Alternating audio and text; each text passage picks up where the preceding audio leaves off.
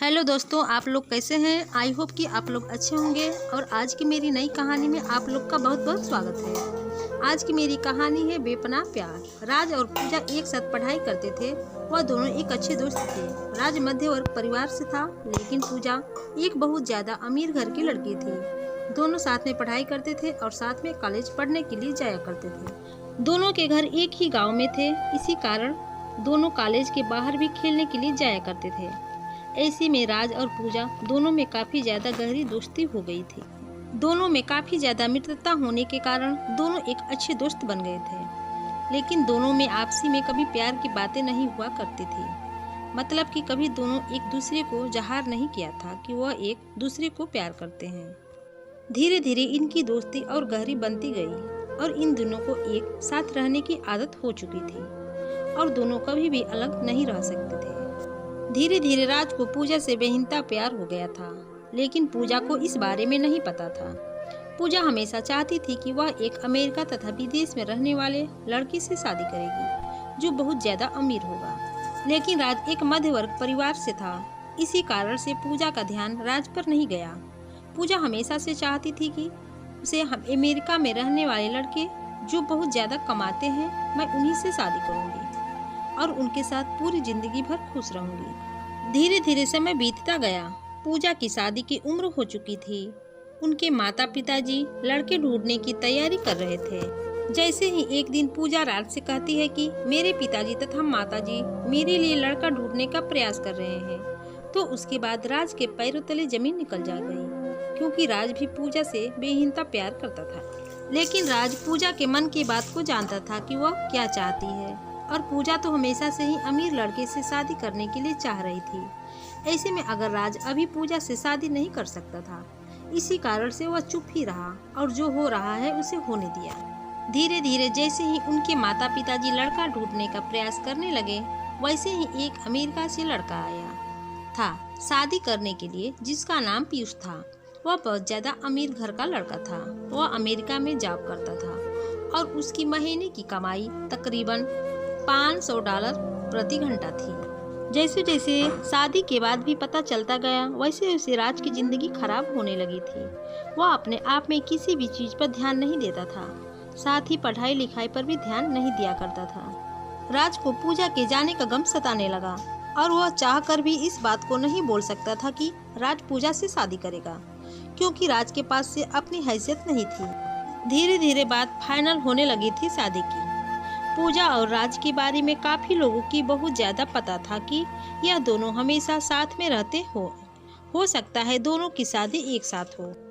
उसके बाद एक दिन पूजा राज से कहती है कि मेरी तो शादी होने वाली है, क्या तुम अपनी शादी नहीं करोगे। राज कहता है कि मेरा अभी शादी करने का मन नहीं है, पहले तुम कर लो, उसके बाद मेरा मन होगा तो मैं बाद में शादी कर लूंगा। वह दिन दूर नहीं था जब पूजा की शादी नजदीक आ रही थी। जैसे जैसे पूजा की शादी नजदीक दिख रही थी, वैसे वैसे राज का जीना मुश्किल होने लगा था।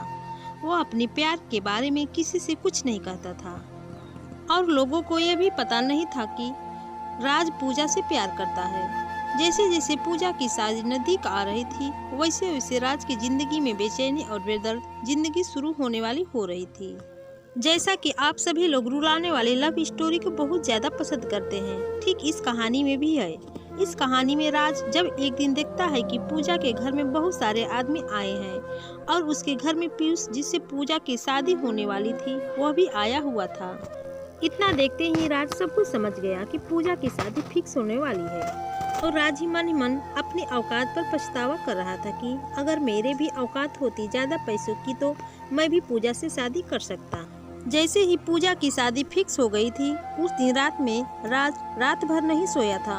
वह रात भर अपने बिस्तर में रो रो कर अपने प्यार को याद कर रहा था। राज सोच रहा था कि मैंने प्यार में क्या तो ऐसा प्यार किया कि नहीं उसे बता सकता हूँ और ना ही उससे शादी कर सकता हूँ। इसके बाद राज फिर सुबह उठकर और पूजा के घर चला जाता है, क्योंकि पूजा उसके घर आई थी राज को बुलाने के लिए। दोनों की शादी में महज कुछ ही दिन बाकी थे। पूजा अपनी शादी को लेकर बहुत ज्यादा खुशी में थी। इधर राज अपनी जिंदगी को लेकर रात भर रोया करता था, अपनी सैड लव स्टोरी को लेकर। दोस्तों, हमेशा से ही प्रेमी प्रेमिका के बीच में यही सब होता आया है। जब भी कोई किसी से सच्चा प्यार करता है वह उसे बहुत ही मुश्किल से मिलता है और सच्चा प्यार की कहानी बहुत जल्द अंत हो जाती है। अब तो पूजा की शादी होने वाली थी। राज शादी की तैयारियों में बिजी था। पूजा राज को अपने साथ कभी मार्केट लेकर जाता तो कभी कपड़े खरीदने के लिए रुक जाती।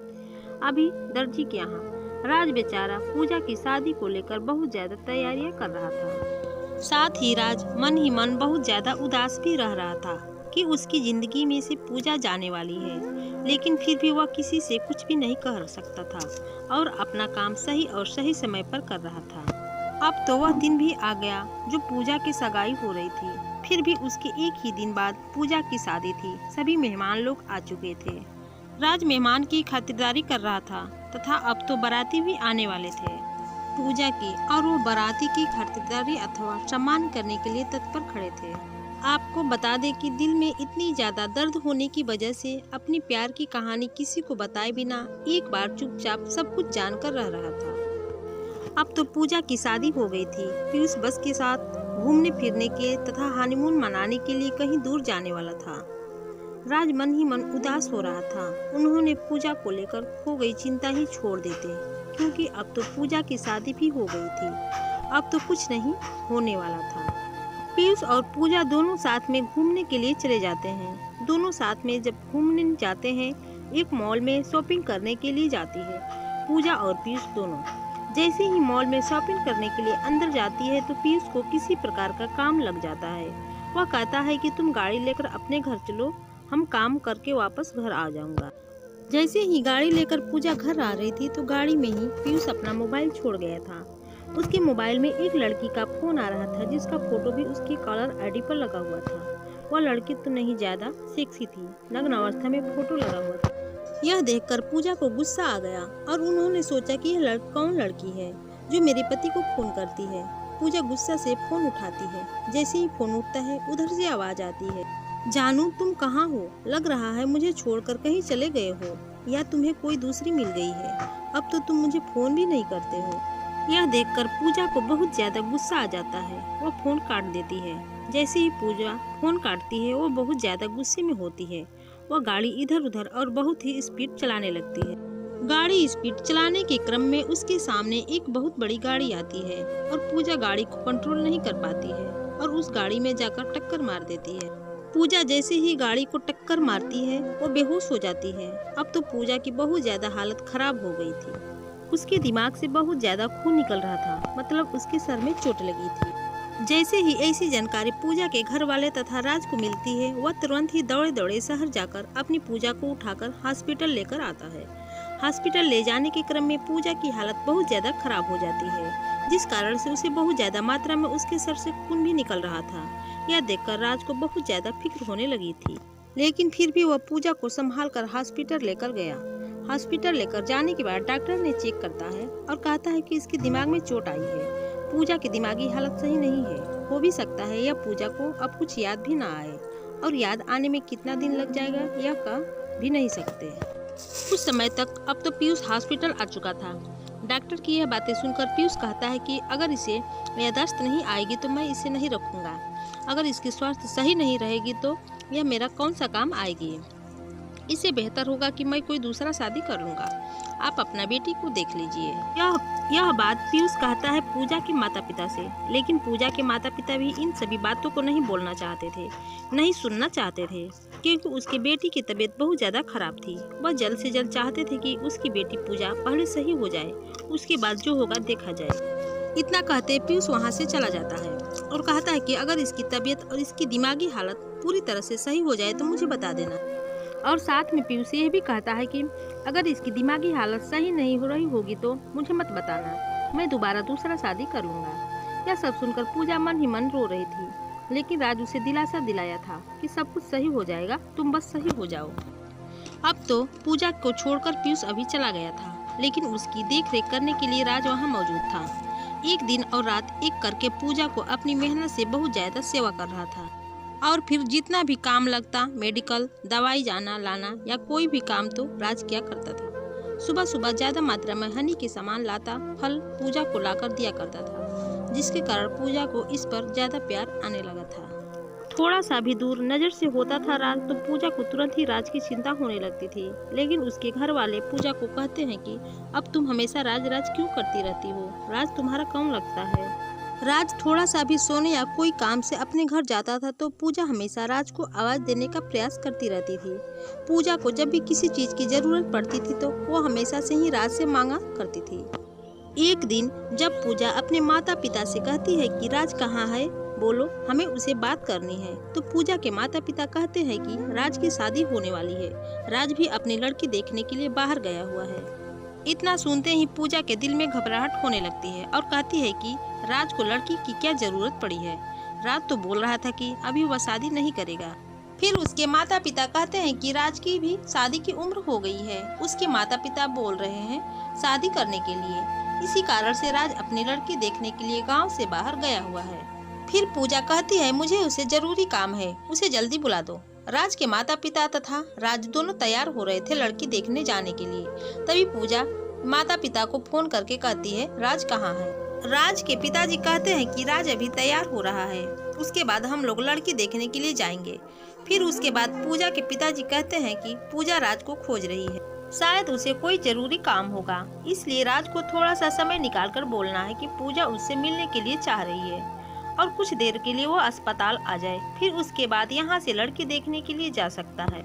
फिर उसके बाद राज अस्पताल आता है पूजा से मिलने के लिए। उसके बाद पूजा कहती है कि क्या तुम शादी करना चाहते हो मुझसे, क्योंकि पूजा एक दिन राज को अपने रूम में रोते हुए सुन लिया था और वह यह भी जान गई थी कि राज मुझसे प्यार करता है।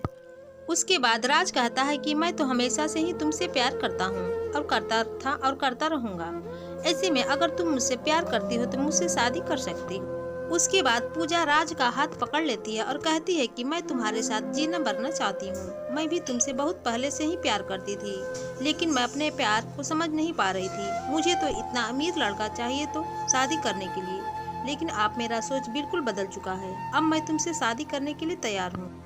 फिर कुछ दिन बाद पूजा पूरी तरह से ठीक हो जाती है और फिर अपने घर वापस चली जाती है। उसके बाद पूजा के पिताजी उसके माता पिता को बुलाते हैं और कहते हैं कि आपके बेटे ने कहा था कि वह पूजा से शादी नहीं करेगा, हम लोग आप सारा रिश्ता तोड़ने वाले हैं।